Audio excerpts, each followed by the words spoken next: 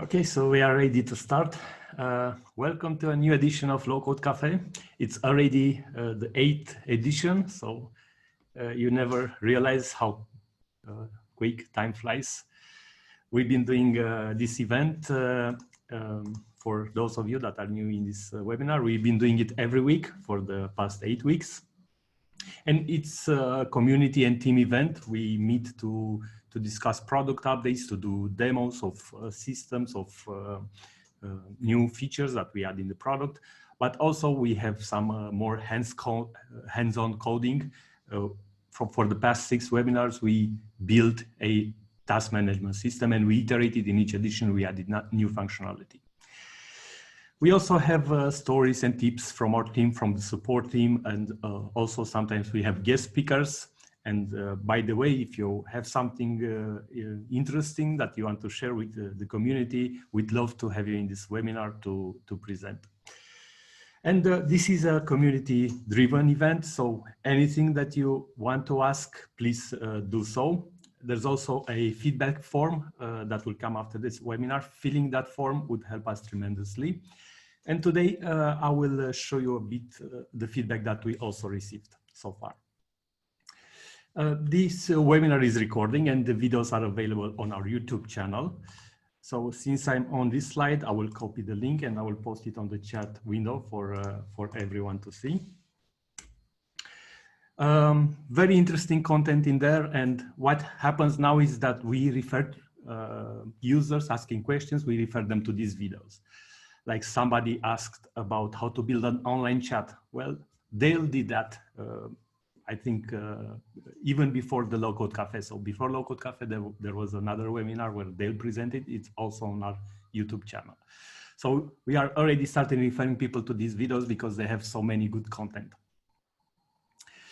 And this is the agenda for today. Like I was saying, I want to go over you on the feedback that we received from attendees in this webinar so far, and show you how we incorporate that feedback into what we present. And after that, we'll follow with the new launch of the community portal. We just launched it yesterday, so I would like to just briefly show it to you, discuss with you, encourage you to use it. And then we'll have the regular episodes. We'll have the support tips and tricks from Dale. Then we'll have the product update roadmap. And actually today we'll have a demo on the new dashboard capabilities, very cool demo. We announced it last week as well. And after that, we'll follow into the low-code hands-on development with Radu. There are multiple ways to engage here in this Zoom. There is the chat window. Feel free to ask questions at any time. Q&A window, it's basically the same as a chat, but more structured. You can raise your hand. I can make you panelist so you can discuss with us. And of course, there is the feedback form that will come at the end of this webinar that also provides a lot of value to us to improve this quality of the content that we present here. So just briefly, I want to go over the feedback form. So it's a Google form. I know it should be an action form. It's on our to-do list. So here are like the main 3 questions that we look at in terms of what we can improve. And you will see that a lot of this feedback we incorporated into the webinar, especially if you were here during time. You will see that some content like tip of the week was added with Dale coming to provide the tips from the support channel that we learned on our support channel. Integration with interaction with physical world, we've added in our low-code hands-on part to talk to the world, to interact with customers via SMS. So we take a lot of this feedback and we incorporate it in this webinar. So any feedback that you have is very much appreciated. This should be, I mean, our purpose with this event is that at the end of each episode, everyone leaves the webinar knowing more, being inspired to do more. So that's our purpose. Okay, so one more thing I want to add on the community side, and after that I will pass the screen share to my team for the more technical content.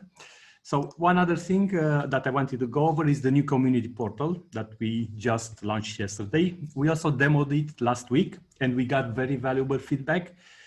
And I will go over that feedback because I think it was very good feedback. It's something that we postponed doing and we did it and it's so much better. In case you weren't there last week, the community portal right now only has the forums part, but we'll keep adding new community related features to it. Like this Low-Code Café would be a section in here, more structured. So it's a simple forum solution. I will not go over the details. You can ask questions, other people will contribute. Our team is in there so they can jump in and answer those questions. One important thing is to subscribe. So there is a button on the top right. So you can subscribe to receive an email when new questions are posted. So that's important because you can see what other people have challenges with, what solution they got, and you can even step in to help when you know, because a lot of time doing this thing for the community helps everyone. I mean, we got, and our customers got projects like this on helping others, which turned into a big time project, you know. So I encourage you and we really appreciate you engaging with us and engaging with other members of this community. The important thing that we did for our DNN Sharp community, we did the single sign-on functionality. So this was asked by someone last week in the webinar. Because on DNN Sharp, we have a different help solution. So what happens is that you needed to have 2 accounts. So then what we did is when you will open, when you open a ticket, you have 2 options now. You can use the community forum or open a regular ticket. So when you choose the community forum, and actually let me log out here first from the community portal to see the integration. So I'm not logged in anymore. So now if I click go to community forum, I'll be redirected, but you see I'm logged in back using my DNN Sharp account. So this way you can have the same account on both. You never need to register here or sign up here. And this is a very good use case. And I think we might add it, of course, if there is enough interest, we might add it on our agenda for a future low-code webinar. Because single sign-on is a big thing. There are many, many providers, many solutions out there. But the solution that we implemented here, it's much lighter. It works basically between plant and app, DNN instances only. But it's a much lightweight and can be achieved in 30 minutes, 1 hour compared to a real single sign-on solution, which will take days, weeks to set up and configure. So yeah, that's it. I encourage you to subscribe, comment, and Jerry is here. Welcome, Jerry, on our community forum. So without lingering any further, I want to invite Dale to give us some tips that he ran across in the support channel in the last week, and here the best practices on how to tackle those. Okay, good morning. Can you hear me okay? Yes, I can hear you. Wonderful, new microphone, so just making sure that I didn't talk to myself for the next 5 minutes. So we'll show my screen here. I had a couple of questions this week on the help desk with regard to different kinds of data sources for action grids.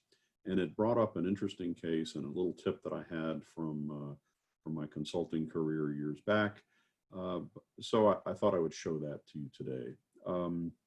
So the first one is about using a SQL view as a data source, and to be able to do a connection string to get to it, and if it's not in the default database. So connection strings can be a little bit tricky, and trying to sort that out, there's a tool, the universal data link, that I've used for years that allows us to build that interactively and to test to make sure we have a really good connection to the database, and then use it. So kind of turns it into two steps: build a good connection string, and then sorry, Dale. Sorry to interrupt you. It's actually some people have difficulty hearing you, and I think I turned my volume up and it was okay. So maybe if you can speak louder or get closer to the microphone or change it to the old one. Sure. Yeah, let's flip to the old one here and if I can do that. Is that better? Any better? Jeff, do you hear better now?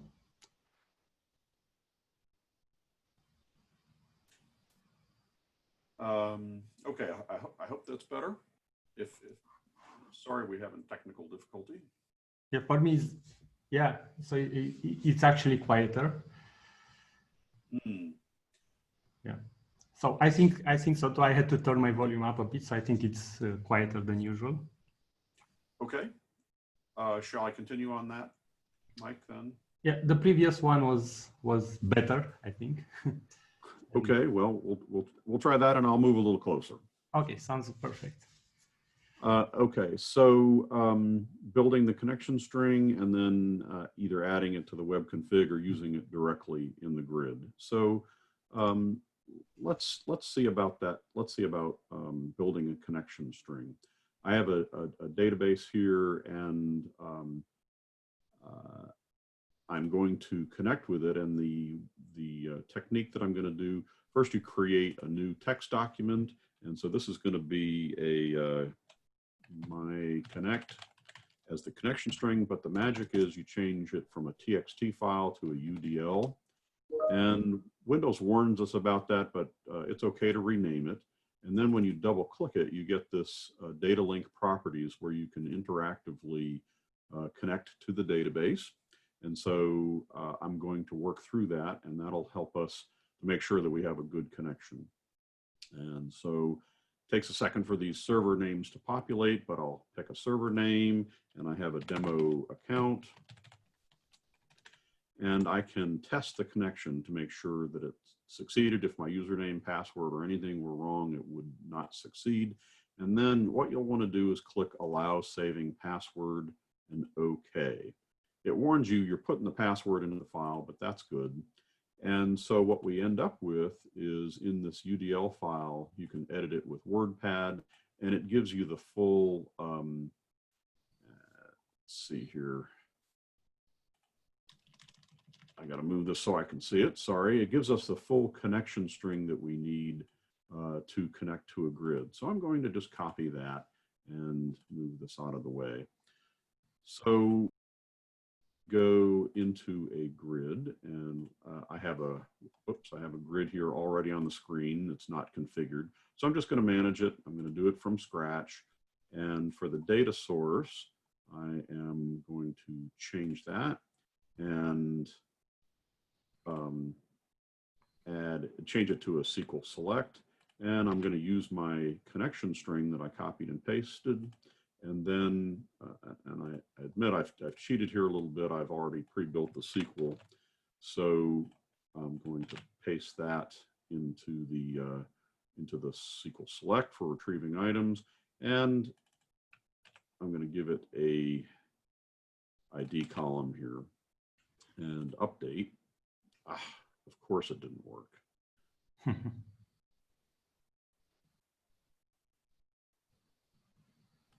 Invalid object. I have it.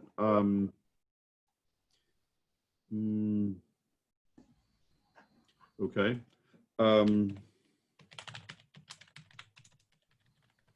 So I'm going to cheat just a little bit, and I've already saved it as a connection string in my web config. So evidently what I copied and pasted wasn't quite correct.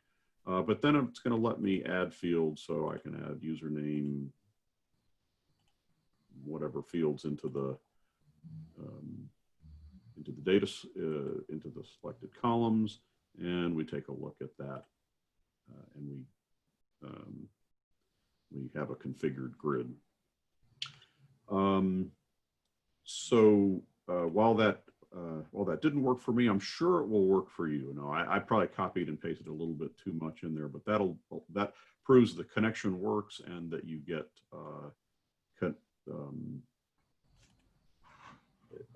you get it to build the syntax for you. The last thing, if you would paste the same thing, the correct thing into a web config and save that into your web config, and then you'll be able to use it under a name like My Demo Connection.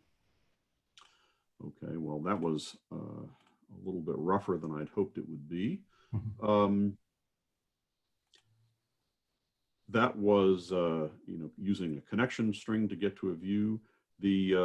The other one that I wanted to mention is that we had someone ask about using action form as a data source, and to do that, I've actually recorded a video, and this is available at this address. And I'm going to pop this onto the chat window. If I can find the chat window. Okay, I'll post it here in just a minute. It'll be on the chat window. But we're recording a series of brief videos, 5 minutes or less, low-code feature focus, and this goes through exactly how to configure an action form as a data source. That's what I have today for you. Sorry about the volume and the technical issues. We'll do better next week. Yeah, thanks a lot, Dale. I think I learned something new about that UDL file. It's a nice technique. Much better than saving, testing, and so on, and looking at the logs. We are ready to move on. I think today we announced it last week, and I created some anticipation also with some of you on email that we are going to demo the dashboards today. So Reza, if you want to pick it up and present us what's coming, and of course, this big thing we call dashboards. Sure, thanks Bogdan. Yeah, so just a quick reminder, release 1.7 shipped last week, blog.dnnsharp.com. You can get all the details there. Release 1.8 is what we're working on right now. And aside from one-click upgrade and some other cool features, we have the long-awaited dashboard. Many of you have seen me in other webinars and things and know that I'm very passionate about not just building applications that really demand of the user. We're always asking them to enter data and things like that, right? And then just showing that data back to them. But data really needs to be actionable and insightful. And the way that that can be accomplished is with being able to radiate information through radiators, KPIs, charts, graphs, this sort of thing. And so I've set up a little demo. And before I jump in, the first feature that we're rolling out with this dashboard, it's template-based, meaning that there'll be many different looks and feels, and you'll be able to accomplish things that look like this, right? So you have these tiles here where we're radiating certain KPIs, and that's what we've got first. But then you have different types of charts and series and pie graphs and things like that. So all that's coming. But the first one we went with, this is the partner portal that we have internally. And one of the things that we had hooked up and often do is these set of tiles. They're based on the Angular material look and feel. And a lot of people after that webinar asked, wow, what is that? How did you do that? And this was done with some Razor script and SQL. And while it's not rocket science, it was a bit involved and a bit time consuming to do. But there was so much interest in that that we decided that would be the first one that we do in our dashboard module. And so a couple of ways this will work. I'm just kind of logged in as a standard user of this application. So they can't really control or edit or work with the site. They're not a citizen developer or anything like that, just a basic user. And the first use case I would say that applies here against any entities that you have, that you define, and when you're looking at the listing, is just to know how many entries actually were put in the last 24 hours, the last week, this year, all time, different time series, right? And while in this initial release, You're not able to click on these, they just radiate. So similar to what we had here, except in this application, I can click and take actions. So use that insightful information to drill down to target information. Initially here, we're just radiating the information out. And the reason I show this first one here is that out of the box, the default template that ships is 4 tiles. However, the templating system that's coming out allows you to override, take control, make adjustments. And so I did a little bit of everything. In this demo application, it's just kind of a basic product, customer, order, shipping type thing, right? We're getting orders from customers and we want to fulfill them. And so just from something as simple as a data set that is just orders, maybe an aggregate of orders that have come in, right? And so I can see who the customer was, when the order date actually came in. So this is not the date a record was created, but rather the date of the order itself, or the date something shipped. And these types of dates can change. They're part of what you define when you're building your application and have control over, versus the system dates where I was showing you on the shipping screen that are really about the record itself. When was it created? When was it updated? These types of dates are more application centric and specific to you. And just having the item counts, how many items were in this order, and what was my total cost of the order, right? And so in this case, I have 10 orders that have come in over time. And just from such a simple data set, I can see things like, hey, I've had 3 new orders today. I've had 10 orders all time. In the last week, I've had $1,360 in revenue. I've sold 23 items in the last 7 days. I can know my average order size for a time period, in this case, the last 24 hours. The largest order I've had this year, the smallest order I've had this year, what's the most items I've sold at a time. And so that's a lot of information. I could have kept going. There's a lot you can do. But let's take a look under the hood and kind of go in as a citizen developer here and see how you actually set this thing up and configure it. And this one's a little snazzier, so we'll work with this one. First thing you'll notice here is that unlike when I was logged in as the standard user Sally, I now have a select template button. And so the default template is the one I was showing you. It's the 4 tiles across, kind of out of the box. You can edit this template.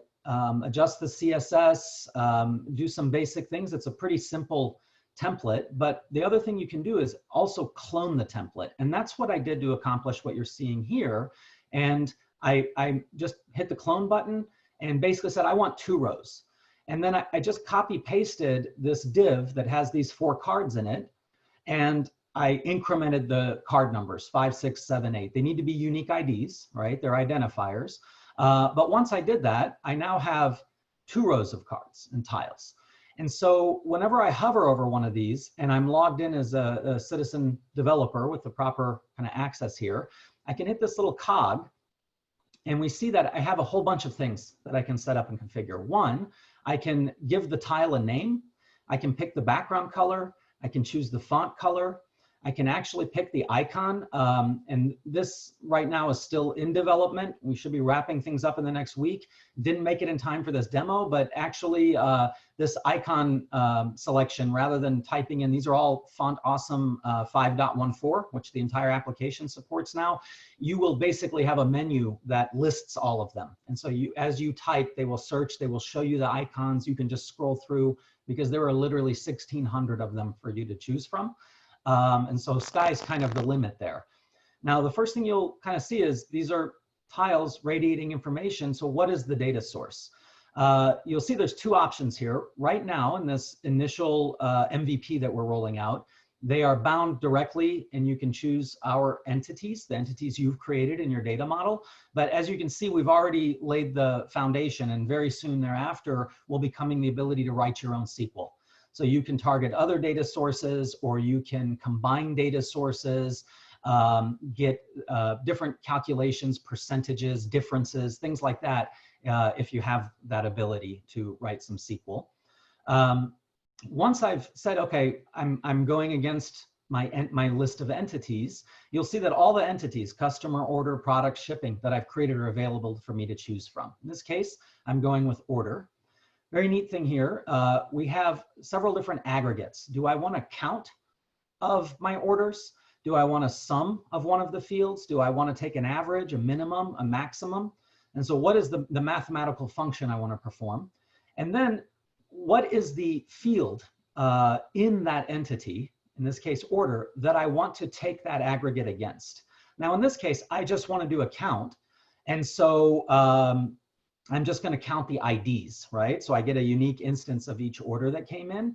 And then super powerful here, I have, what is my time series that I'm going against? And so there's a bunch of predefined ones. Current day, like literally today, or the last 24 hours, the last 7 days, last 30 days, this week, last week, this month, last month, this year, last year. And if those don't suit your needs, you can choose to pick and define your own custom date range.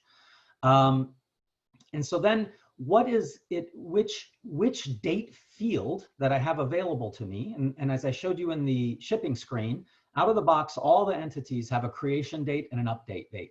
So if I just want to know about the data going in itself, just records that are being put in, I can use creation or updated, right? However, because in this order table, I have an order date, I'm able to choose that date as what I want to aggregate my counts against. And lastly, how do I want this data represented and displayed? Am I looking for a decimal, an integer, money? Do I want to do rounding, or am I looking for a percentage? And so you can see where that's a pretty simple use case. If I come here and I say, hey, revenue, and you can see that, you know, all my orders have pennies, cents against them, 12 cents, 50 cents. That's not really what I'm after when I'm looking just for my average or total orders. The nickels and dimes don't really matter here, right? So I've targeted the last 7 days, but I've said I want to round money. What if I want to see this year, how much revenue I've done? As simple as just changing that, and you'll see that instantly the tile is updated and it's aggregating against a different time series. So all of these work that way. These are as simple as, you know, mins and max is all I picked here. I can say what's my largest order this month in this case. And you'll also notice that the tile is aware of the time series you've chosen. So you don't need to put that in your title. You can get more creative with your names or use that kind of precious space to speak to the insight that you're surfacing or the KPI that you're surfacing, and we'll take care of updating and showing the time series below. And so on the horizon coming for this, I think there's a lot of value here, and these take literally no more than 5 minutes to drop on a page and set up. And you can tie them or target them. In this case, I had pointed everything to the orders. However, if I, for example, what I had done here was where I've got like a dashboard or a home or a landing page where I pull a lot of different information together across these different data sources. Each tile can be pointed to a separate data source. So I could do something with like, hey, how many orders came in this week? How many have been shipped or fulfilled this week? How many customers have signed up? All of that can come and be mixed and matched per your choosing. On the horizon are things like being able to get a little bit deeper. And so let's say I have an order status, pending, shipped, received, that sort of stuff. We want to be able to take it down and not just say I want to count orders, but I want to count orders of a certain status that have come in, that are shipped, that are pending, this sort of thing. So you could have just a whole row against one of your fields. And that's what we've done here, right? So I've got these leads that have come in, but I can see, are they a lead? Are they a prospect? Are they active? Are they pending? All 4 of these are targeting just one field. And so you can see where going deeper provides a lot of value. So just with these entities that you're creating and these aggregate functions, there's a whole lot of functionality and insights that you can radiate and surface. Obviously, we're wanting to make these actionable. so that I'm not just pushing data out to the user that's interesting to them, but I can alert them to things. And then, we're wanting to make it so that you can also define, just like in any of the other features that we have, when I click this button, what is the action that I want to take? And so I can maybe route them to a different page. I can filter the listing. So a lot more to come here, different types of visuals, plotting things over time, being able to compare the values of two of the tiles. So you can say, here's my orders this week, here's my orders last week. What if I want to see the difference? Am I up 5%, 10%? Am I down? Am I trending well? So this is all where this is going, but the first step is always the first step, and that is to create the framework and the capability for digging deeper and surfacing great insights out of your information and really making your application provide value to your user, not just take it from them. Yeah, thanks, Reza. I think it looks wonderful. We have some questions. Excellent. So Jeff asks, any plans to allow charting or graphics on the dashboard's widgets? Absolutely. That's actually, we've already started on that. And a time series line chart is the next template that's coming very quickly after. We intend to continuously improve and release. This is a feature a long time in the coming. So you'll be able to essentially see change over time simply by saying, what is the field that I want to chart and what is my time series? And it will do that. Also being able to maybe lay two over the top of each other and comparing last year's orders to this year, week over week, that sort of stuff. And then getting into, just pie charts, just what we normally consider the basics of data visualization. You can get a lot of value there, and you'll be able to put multiple instances of this feature or dashboard on a page. So you can have the tiles and a line chart on the same page. Sounds cool. So I think that's a valid point, and I know you have a lot of experience with it, Reza. Will this get to replace Tableau at some point or other similar BI software? So you never know. I think one of the things where we're at, the world is moving very fast, and we went from almost, outside of maybe Excel, almost no data capabilities for regular users, right? And then you see tools like Tableau come, but they're really meant for data scientists. And while you can do incredible things in Tableau, what I've seen in the real world is most leaders, business people, users of a system really don't want to go and explore and create all these elaborate dashboards and things. It's really the basics like this. And so while we're probably never going to rival Tableau in their capabilities, I think that when it comes to being able to sit right on top of your data in your application and make interactive, what we can do here is change the game of what we consider user experience and user interface. With Tableau, all you can do is look at and drill into data. You can't take actions against that data. And because this is all part of the framework and built right into the application, you'll be able to trigger workflows, you'll be able to filter things, raise forms, identify things that need people's attention. They click and they're right there taking that action. So I think that we're going to probably get 80% of the value that Tableau delivers with 20% of the complexity. Sounds very good. I personally love this feature, and I think I'm looking forward. I'm eager to see what's coming. And very, very open to the community, whether it's reaching out directly or on the new portal. Please, if there's things you want to see, ideas you have, examples, different things, that's the best. When this stuff meets the real world is when you find out what you really needed. Thanks a lot, Reza. Actually, I see there is one more question in the Q&A section. Is this a module strictly available only on Plant and App, or is this going to be a new module available for DirectDNS Sharp module license holders? So I can answer that one if you want. Yeah, so it's a module, so you can drag and drop it on the page, so you can build custom pages with it as well, but it's only available to the Plant and App / App Builder customers. And one of the reasons for that is a bit technical, right? As you saw, there's a very deep integration with the data model, the entities, that sort of thing. And so it's kind of have to pick a path to make something great, and Plant an App is that path for us. Thanks. And yeah, Jeff says this is the best feature he's seen so far. So thanks for the feedback, Jeff. Good feedback, inspiring for us.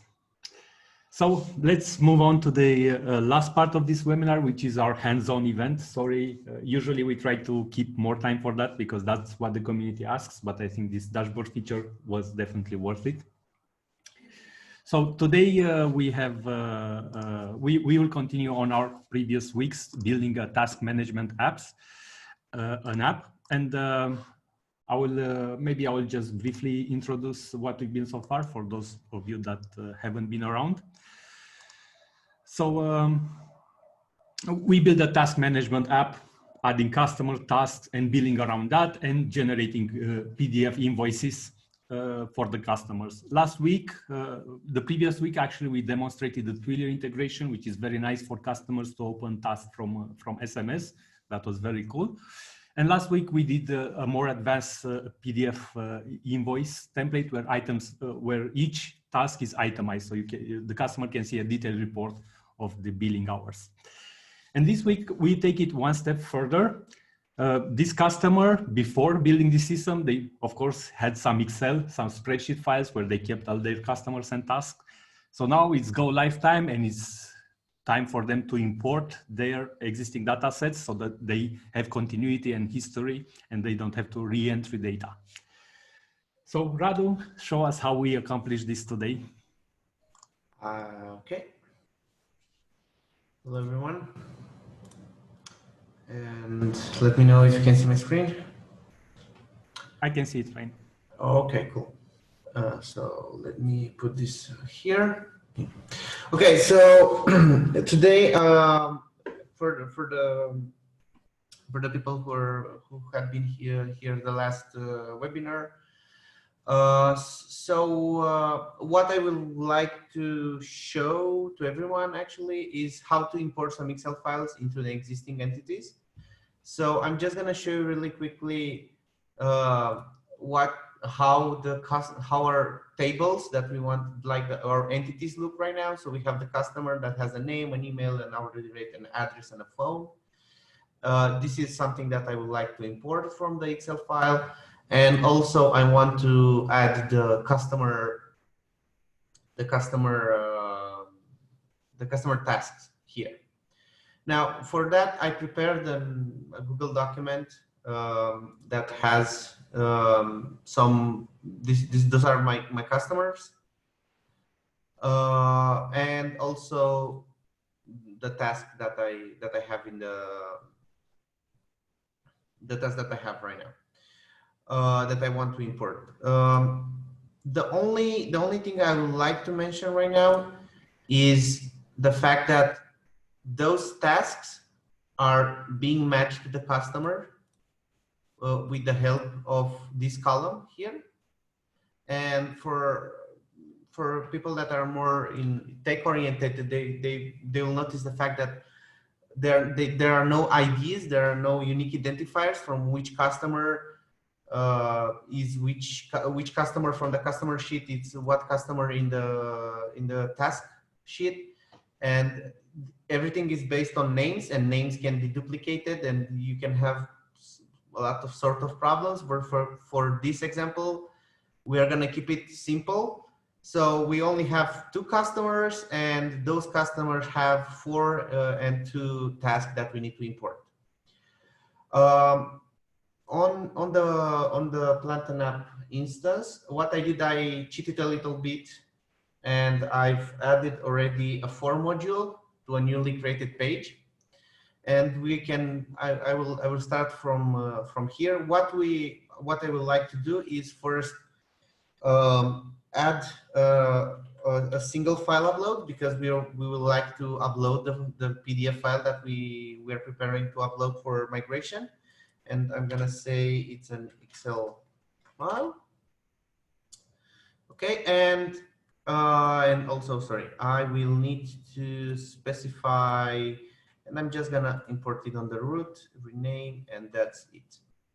Now I will add also a button, and I'm gonna say upload and migrate. Let's say and import maybe. Okay. And what I'm gonna do really quickly is just set this to the material and put this to top so we have a better layout and something like this. And okay, so this is the basic setup. So let's see what we have until now. Okay, so we have an option to choose a file and a button to upload and import. Now the main trick that is going to happen under the button, because that's where we are going to do all the work. So what I would like to do is maybe we should try to make it as a workflow. Maybe it's gonna look a little better if we're gonna do it as a workflow. So do we support passing the file, or how do you plan to do it? I'm planning to pass the file ID after uploading it to the workflow, and after that upload read the Excel file into entities, into separate entities, import the customer first, and after that try to match each task to the specific customer and also the status. But we're gonna get there in a few minutes. Sounds perfect. Okay, so let's see. So we are gonna what we are gonna need is an Excel file ID thing, and we can say that it's a number.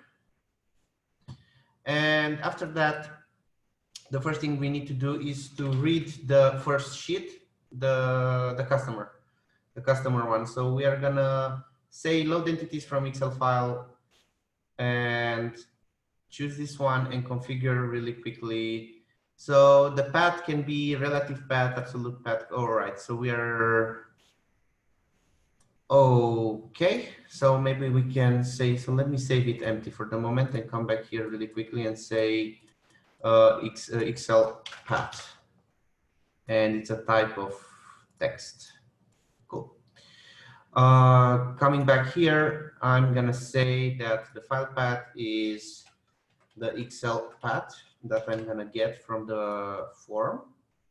I'm gonna name my entity customer.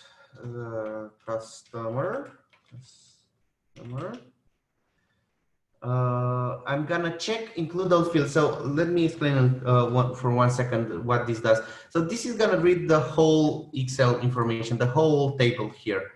I don't need to specify. I don't need to specify what's the start row or the end row. It's just everything is gonna be included. And the second checkbox is really helpful. What it's gonna do is gonna give me the first row, the name, the customer, the status, as an extension of the entity. So I can use those specifically, so I can refer on the proper column that I want the information to, from where I want the information. One thing, if you allow me, Radu, that I want to point out here is that these entities are not the same as the entity that you build in Plant and App. These are more like in-memory entities that exist for the duration of this execution. Yeah, exactly. You can like disposable entities. You use them once or on the execution. Okay, and I want also to read the sheet name customers. Okay, I'm gonna copy this really quickly and I'm gonna click save. And the next thing that I want to do is to execute some actions on an entity list. So what this means is basically execute a set of actions for each row that you have in your in-memory entity. So what this translates to execute a set of actions for each row in my customer's sheet. So the entity name is called customers, and what I will like to do right now is I want to create a new customer. Okay, so I want the name to be customer semicolon name. So in this case, so what I'm specifying right now, I want my new entry in the customer entity to be this value, Stark Industries, for the first iteration. So I'm specifying the property of the name. And I can just continue like this for the rest of them. So is it called, it's email, okay. Email. I think I kept them the same name as the entity just to move a little bit faster. Address and phone. Okay. And that's it. That's it. I'm gonna just click save. And for the moment, what I can do, sorry, I can just end. So that's basically what you need to do to import only one sheet of the Excel file. In this case, the customers. It's nothing more complicated than this. I'm just gonna click save for the moment. I'm gonna say import customer data. Okay, maybe I can put some spaces, sorry. Okay, import customers data. And I can come back to my newly created page with the new button and file upload. And I can just say, I can go on the button here. And I'm just gonna say execute import customer data, and I want the Excel path. I need to pass the Excel path. So now scrolling back to the single file upload, we can see in the help text here that we can get basically all the information that we can receive from a file, including what's the relative path, absolute path, and so on. And if we remember the action that loads the information from a Excel file to an entity can work with relative path, I think absolute path, file path, link click, and so on. Coming back to my, okay, so the file name is Excel file. Okay. So I'm just gonna copy this here, and I'm gonna say Excel file relative path here in the input field, and maybe just to make it easy, maybe we can say something like initialize action form, this action form, and stop execution, just to have a quick refresh of the form. And I'm just gonna click save, and now I'm gonna select choose file. And hopefully I've downloaded, okay, task, customer and tasks. And I'm just gonna click upload and insert. And it says that okay, money input needs to be, okay, so I see what I did wrong.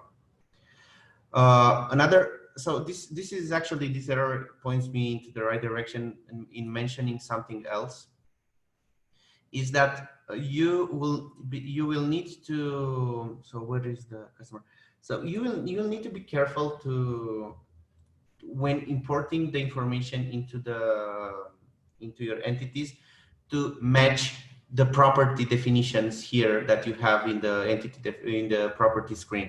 Because otherwise, if you are not going to pass a truly an email, a correct email, or the phone number is not going to be in the correct format, it's going to reject uploading that Excel file. Because what we are trying to achieve here is going from Excel files to a more structured database, and a more structured database requires you to have a more clean information, correct information. You cannot have in the phone number like not available or something. It's either empty or the phone number. So I'm just gonna come back really quickly here, and maybe I can just go and point point that the hourly rate is, how do I format number, I think like this. Okay, so we have the column is probably, so 0, something like this. And so we have a floating number. What I'm gonna do is really quickly download this again and try again. Cool. Let's go back to my migration page and put this here and upload again. So it's saying that, okay, so I'm having problem. I'm not good with Excel. If someone can help me how I can make this a floating number. I'm so unprepared for working with Excel. Sure what's the issue there? You could always maybe add the .01 just to see if this is an issue, and we can look later in the product if there is a problem. Okay. I think now I think it just Excel doesn't let me do some stuff. Yeah. Let's see if this is the issue. We can address it later. Look at it in depth. I like to say I'm very good with low-code technologies, but Excel beats me a lot. Input. Maybe wait. Maybe I'm passing something wrong into the. Where is it? Okay, sorry. Import. Okay, edit. Maybe I'm just doing something wrong in adding creating the new customer hourly rate. Maybe one thing that you can do here is just hard code this for now, so we can see the demo, and then we can get back. Yep. I'm gonna do that. I've hard coded $100, and I'm just gonna go back again, upload this here, and okay. It seems that it worked. And if I come back here, I should have my other two customers. Oh, I see. So the problem wasn't with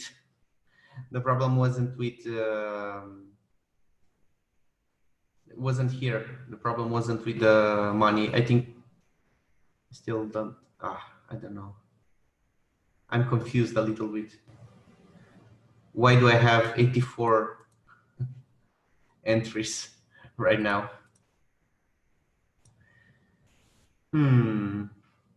That's not good. Yes, I think what might happen is you have empty rows in a spreadsheet, because what Google does, they add like 1,000 rows or something like that, you see?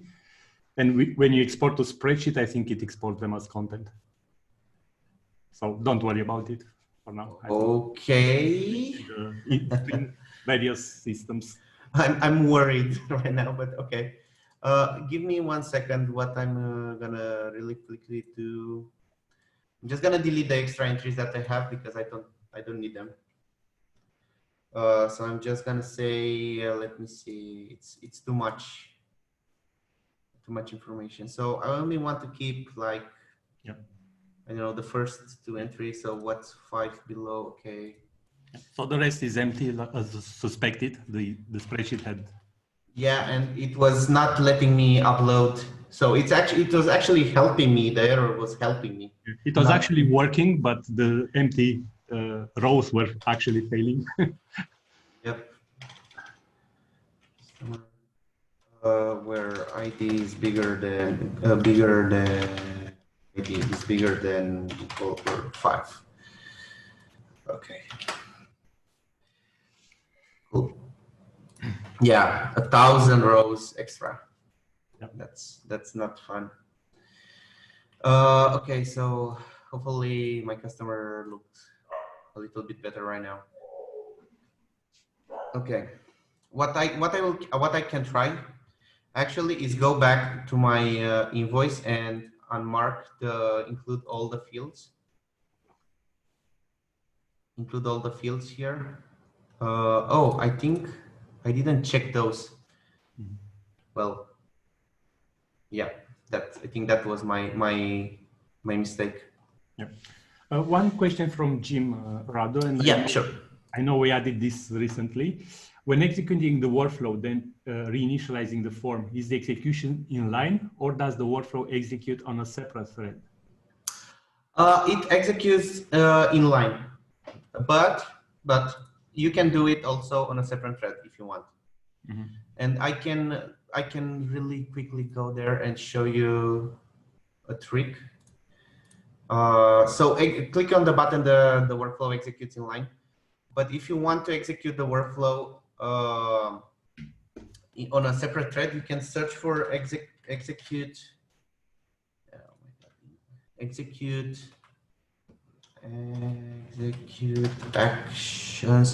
actions asynchronously. So you can put this action here and basically copy the execution of the workflow and import it in the set of the execution asynchronous on the thread. Delete the existing one and you're done. You have a separate thread that is gonna run your workflow.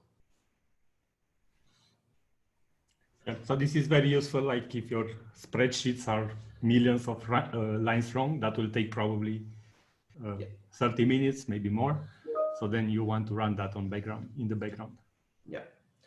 I'm not sure if I have only 2 minutes left, so I'm not sure I can go through the second part of importing the task. But another thing that I actually want to mention is, if you're gonna do, so it's basically the same process that you need to do for the tasks, and there are two separate options. So you need to identify the proper customer. And in our case, for example, Stark Industries and Wayne Industries, if we go really quick back to the SQL Server, we can see that they have they have ID number 3 and number 4.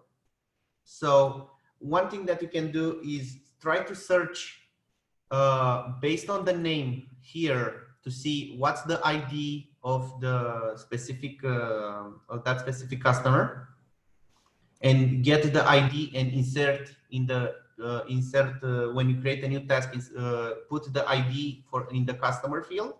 Or another thing that you can do, and this is usually a thing that you can do with the statuses, going really quick back here to the task statuses, you can see statuses are limited. There are like 4 statuses, so not a big deal. So a thing that I did in my past projects was, I'm just going to click on the column and say, well, if the column, if new means 1, why not go and say new and replace it with 1 and replace it on the row, and go again and say done is equals with the ID number 3, and you're done. So you transform a text that has maybe no meaning at that point in some IDs that the platform can identify and match the statuses of that specific tasks.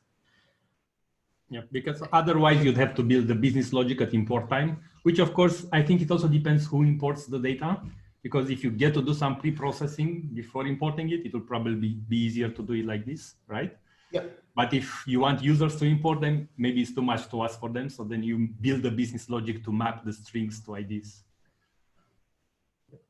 Yeah, and in some situation, the replace can help you. Maybe you have new, and you have I don't know, new 2, and maybe those statuses mean the same thing in the process in the plant and app when you are importing the information. So doing the replace tree can work, or you can identify what new means in the task status based on the name. But always go do with the IDs, never with the names. And with that, I'm done. One other thing, Radu, that I want to ask, I know that we also have some bulk import actions. So maybe you can briefly show them. Yep.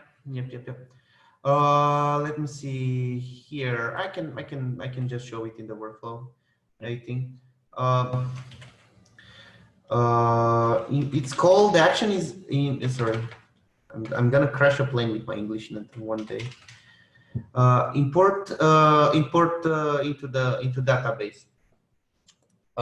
So this one actually, what this actually with this action, what it does is you can just choose from a table and specify for example, the customer entity name, customer.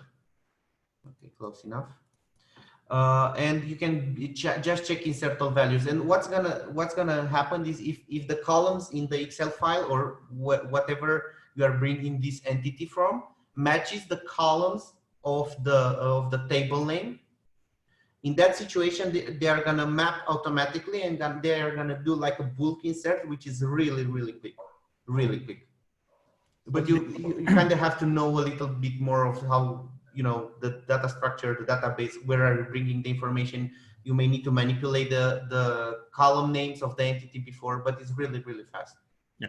So then going back to the use case, when you want to import 1 million records from an Excel, doing with the execute action on each entity list, we'll do the insert one by one. So it will be time consuming. This bulk uses some SQL built-in functions to do it all at once. So it's much faster. It will probably be a few orders of magnitude faster. Yep. Thanks a lot, Radu. It was very interesting seeing how we can import Excel spreadsheets today. Sure. I'm sorry that I didn't leave enough time for you to do the entire thing. We'll follow up on it next week. So that's it. Thanks a lot for being in this webinar. Again, if you have suggestions, please use our feedback form or just write an email to me personally.